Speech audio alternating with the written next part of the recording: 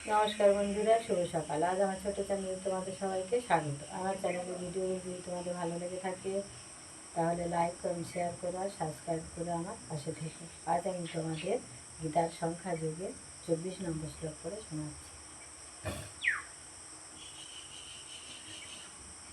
অচ্ছেদ্য হয় মদাহ হয় মক্লেদ শস্য এবচ নিত্য সর্বগত স্থায়ুচর লো হয় সনাতন।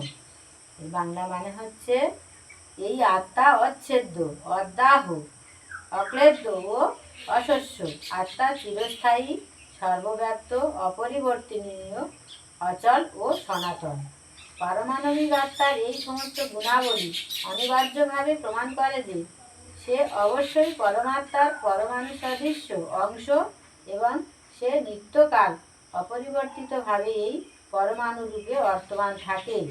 এই ক্ষেত্রে অদ্বৈতবাদের তত্ত্ব প্রয়োগ করা খুব কঠিন, কারণ জীবাত্মা কখনই পরমাত্মার সঙ্গে এক হয়ে যেতে পারে না। জড় কলুষ থেকে মুক্ত হওয়ার পর জীবাত্মা ইচ্ছা করলে ভগবানের দেহ নির্গত ব্রহ্মজ্যোতিতে চিৎকণারূপে বিরাজ করতে পারে, কিন্তু বুদ্ধিমান জীবাত্মারা ভগবান ধামে প্রবেশ করে ভগবানের সাহচর্য লাভ করে। নমস্কার।